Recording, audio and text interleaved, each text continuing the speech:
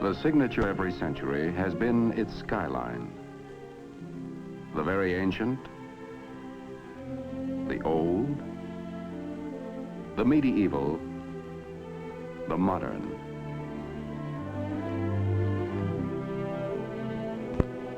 Imprints of man's never-ending path of progress, silhouetted against the ageless canvas of the sky. Our day, our times, our signature, our skyline. Metal fingers beckoning to the invisible, calling to sound the ear cannot hear, and sight beyond the range of the unaided eye. Our era, the era of television. The dream of television had persisted for centuries. The human eye is a miraculous instrument, perceptive, sensitive, forever tuned to the pulsating wavelengths of light. Yet the eye is hemmed in by horizons. It cannot see over a hillside or beyond the haze of distance. To extend the range of human eyesight, man developed marvelously sensitive instruments, binoculars.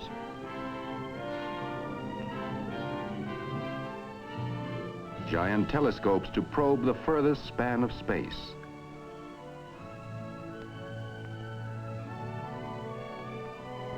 But always there were barriers, distance. Could man fling pictures to the sky and gather them in at a distant point? It was a provoking challenge. And nowhere did the challenge provoke more unending experiment and research than at RCA. As far back as the 1920s, two men took up this challenge. They shared the irresistible dream of television. David Sarnoff, chairman of the board of RCA. Dr. Vladimir Zworykin, honorary vice president and technical consultant of RCA. Dr. Zworykin, every now and then I like to put the calendar back and remember another important occasion when you came to my office. You were a good salesman, and I was a good dreamer. We talked about broadcasting moving images by electronics. And I remember that I asked you what it would cost to develop an all-electronic television system. Do you recall your estimate? Of course I remember. I asked something like $100,000. Your estimate missed by quite a bit. It cost RCA more than $50 million to create, develop, and introduce America's first all-electronic television system. And since that time, as you know, RCA has spent another $70 million to pioneer and develop the compatible color television system. But how well that money was spent. We succeeded in extending human sight far beyond the horizon. Yes. This is wonderful thing about television. The extension of our sight. You are better acquainted with this progress, General, than anyone because of your participation and leadership in so many phases of television development. It was nearly 30 years ago when I came to your office with that tube, the first eye of television. Yes, I well remember it. Nearly 30 years ago.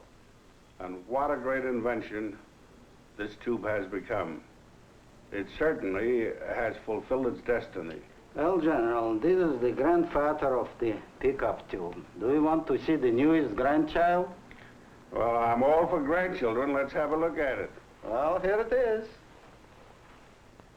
Well, this certainly looks very interesting. What do you expect this grandchild to do? Well, that's what we call miniature Vidicon. And I hope eventually it will replace all the existing pickup tubes for all the purposes. Well, that's very interesting and certainly very promising because what we need to do is to reduce the size and the cost of these components so that television, color television, both at the transmitting and the receiving end, may be within the reach of everyone. That is my hope. The turning point came in 1923 when Dr. Zworykin invented the iconoscope. This tube, after years of further development, became the image orthicon, the electronic eye of the modern television camera.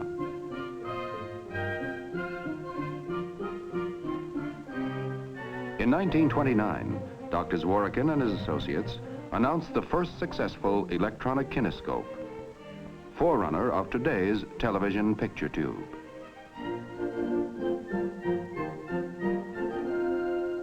The circuit was complete. All electronic television was achieved. It worked. How? The lens of the television camera acts like the iris of the human eye. It gathers in the light rays and focuses them on a mosaic of light-sensitive material that is built into the picture tube. The light-sensitive material converts the light into electrical impulses, a reaction varying with the strength of the light. The optic nerve of the camera picture tube is the electron beam, controlled by electromagnets. The beam scans the picture, which is on the plate, in rapid sweeping motions from side to side, from top to bottom. When the beam hits the image, it loses varying amounts of electrons and then bounces back to the opposite end of the picture tube, where it is amplified millions of times.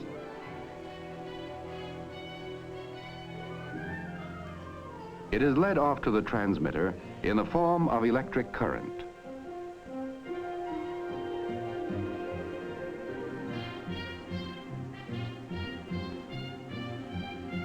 The signals are broadcast as radio impulses into space.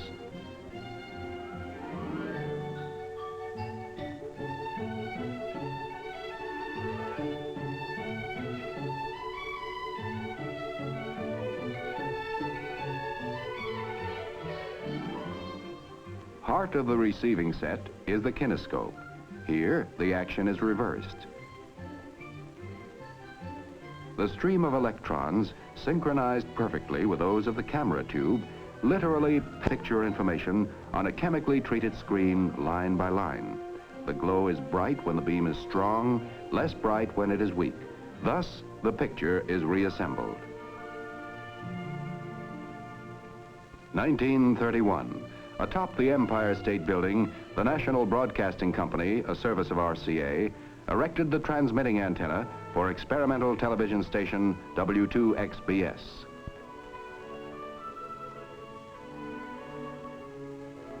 Now, RCA's technicians and scientists tackled the next goal, improvement of picture quality. Hitherto, using a mechanical process, the best that could be transmitted was a crude signal of 60 scanning lines. RCA turned to the new science of electronics, discarded the mechanical spinning disc, and soon doubled, tripled, then tripled again the scanning lines.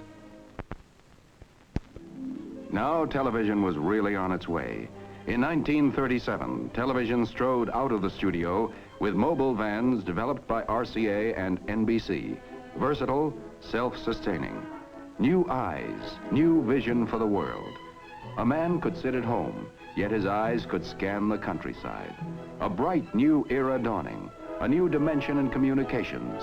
Distance reduced to microwaves. Walls, barriers, mountains erased.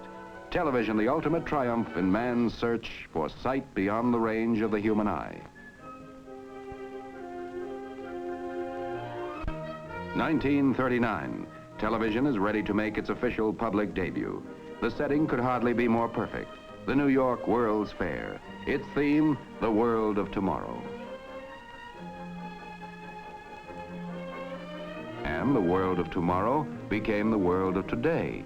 The RCA exhibit building, where on April 29, 1939, David Sarnoff stated, "We have added radio sight to sound." NBC cameras probed, explored, scrutinized. Viewers watching the 3,000 television sets then in New York saw the first president ever televised, Franklin D. Roosevelt, officially opening the world of tomorrow.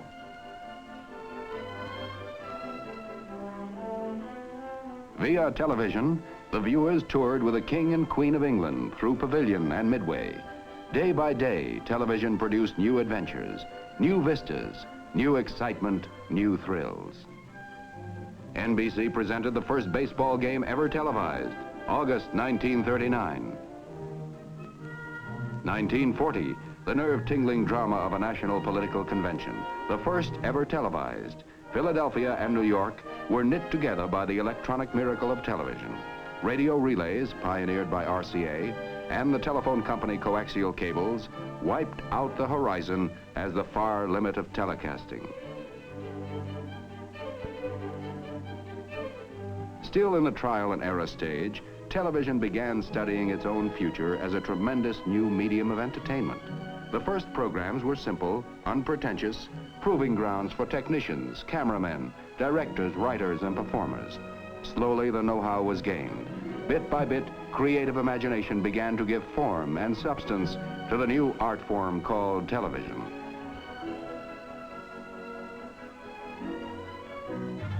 (1941), a fateful year, war, and the beginning of a 4-year blackout for commercial TV.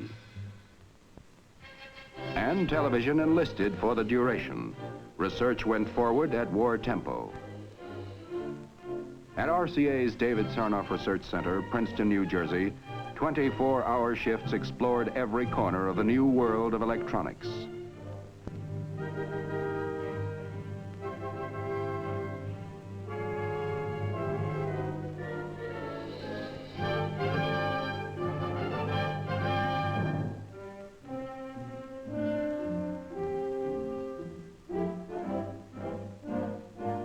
RCA electronic scientists and engineers made important contributions to the development of radar,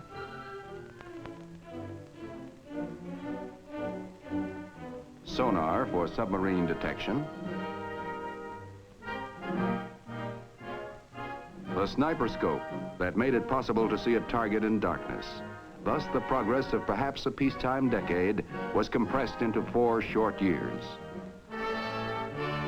1945, the war over.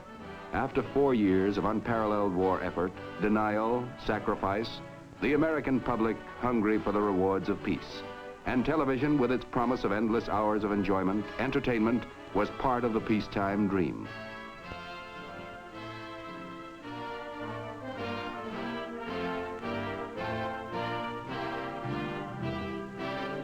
RCA, although by far the leading producer of television sets and television tubes, realized that the future health of the industry required the vital bloodline of competition. So, in a move without precedent in American industrial history, it opened its blueprints to licensed competitors. This was the shot in the arm the industry needed. Television came of age.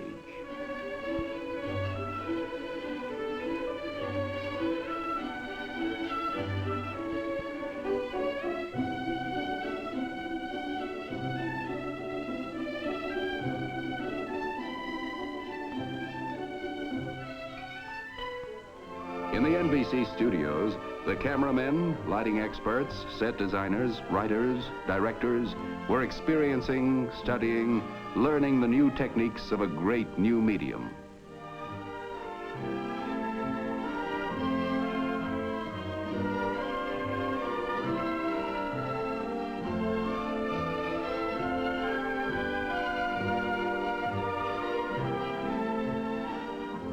Programming was better, more varied, more entertaining.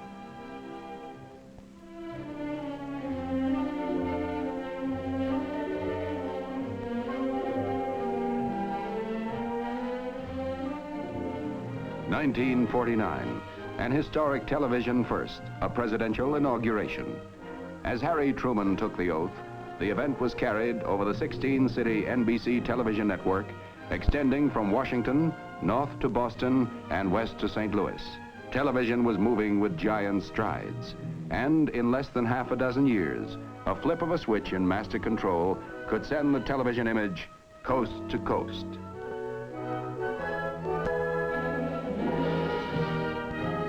A dynamic industry employing more than 1 million.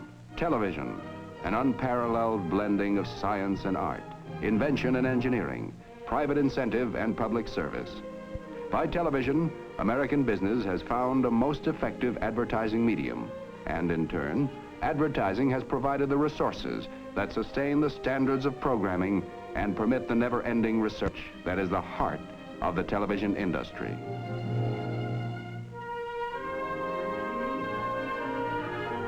Television servicing alone has become a major industry, employing nearly 100,000 people.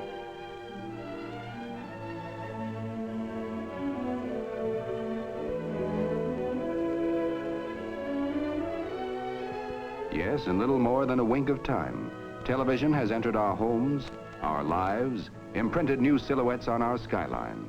And all this has been just the beginning. There was still another dream to be realized, still another dimension to be added. Black and white television had been the herald.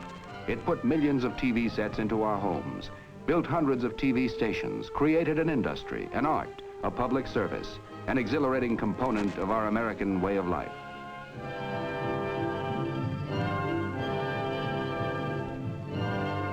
It provided the foundation for the next giant step forward. Color. This is a world of color, and the men of television long dreamed of capturing the full paint pot of nature and brushing it on the screen. How could it be done? It was not an easy triumph, as General Sarnoff recalls. When we first began to think of television in the early 20s, we would have been content if only the rose could have been televised in black and white. That miracle had no sooner been achieved when the eye, sensitive to color, observed that the rose in monochrome lacked its true beauty, and the cry went up for color. Never had scientists been put under such pressure and demand. It has been my privilege and a fascinating experience to watch the scientists at work on color television. I marvel at their accomplishment in bringing into focus the principles of radio, optics, electronics, photography, chemistry, and many other essentials so that they might all work together to make color television practical. I congratulate the RCA scientists, researchmen, and engineers who pioneered and developed this new science and art, and then created the compatible color television system and the famed color picture tube. Color. Color, the touchstone of reality, the vivid, pulsating miracle that gives substance to shadows. Beauty, grace, and enchantment to a picture. Problem: how to harness a stream of electrons for color. Early, General Sarnoff had set forth the fundamental goals for color television. First, it must be all electronic. Second, it must be completely compatible. These were the goals. The road was long, difficult, but it led to one of the historic inventions of our times, the RCA tricolor television tube, the tube with the heart of a rainbow.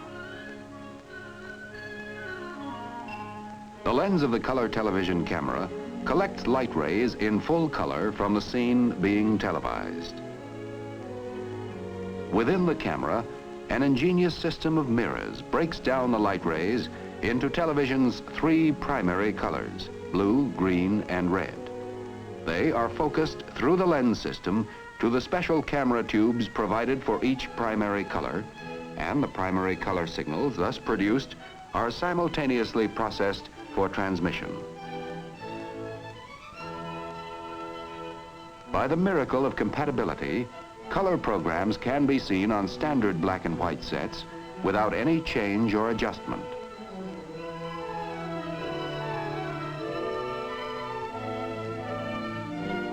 Color receivers, which can also pick up standard black and white broadcasts, decode the color information and apply the picture in all its vivid beauty to the tricolor tube. The world of color. Color captivates attention and brings the beauty of creation close to home. Color transforms the commonplace into the beautiful. It makes the humdrum memorable, gives new power to advertising and merchandising. color, the fabric of the rainbow riding piggyback on an invisible stream of electrons. The Tournament of Roses in Pasadena, California.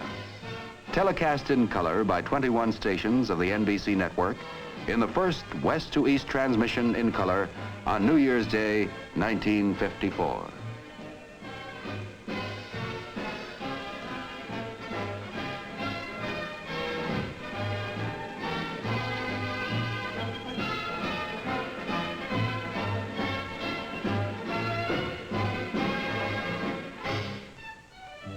All the glory, all the reality of nature.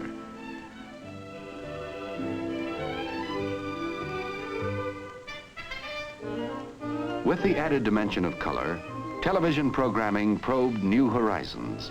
Once again, technicians and artists accepted the challenge. In an incredibly short time, they had devised the techniques to integrate color into television programming. An old word took on new color, new meaning. Spectacular, an adjective made over into a noun. Spectacular, the finest in television programming.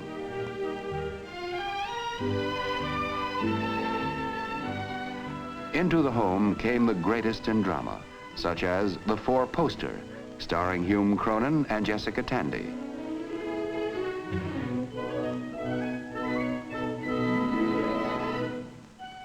The list of spectaculars continues to grow to imposing proportions. An entirely new adventure and entertainment for the American public. For pioneered and developed by RCA, is counted as one of the outstanding scientific and artistic triumphs of the 20th century. It has added a new dimension to the entertainment arts and has intensified television as a social and educational force.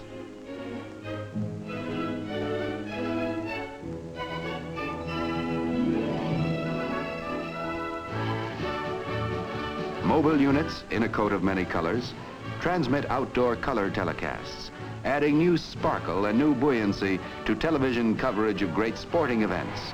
The first World Series ever color televised, 1955.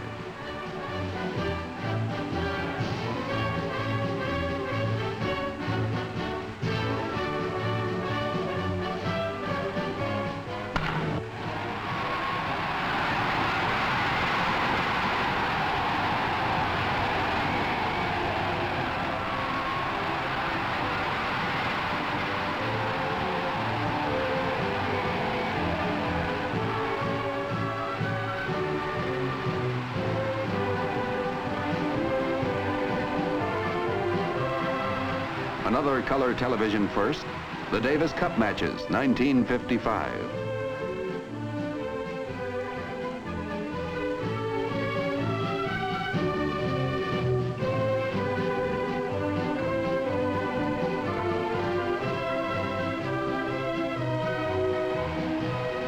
Football, the youngest art form, the easiest understood, the liveliest, the brightest, television full and captivating color.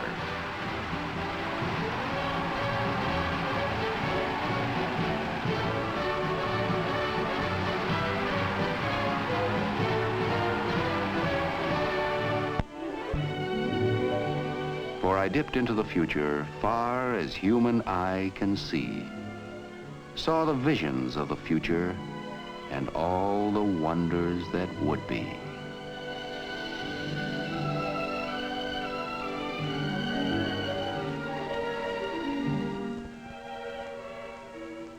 One day through television, the entire world will stream into our living rooms with the velocity of light.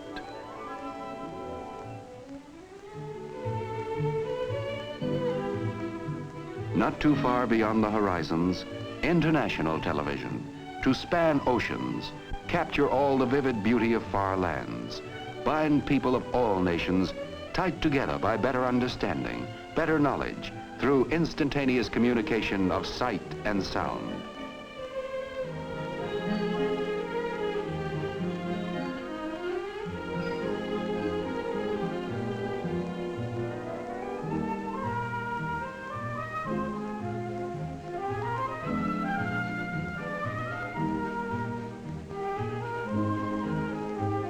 Motion, color, vibrancy, people.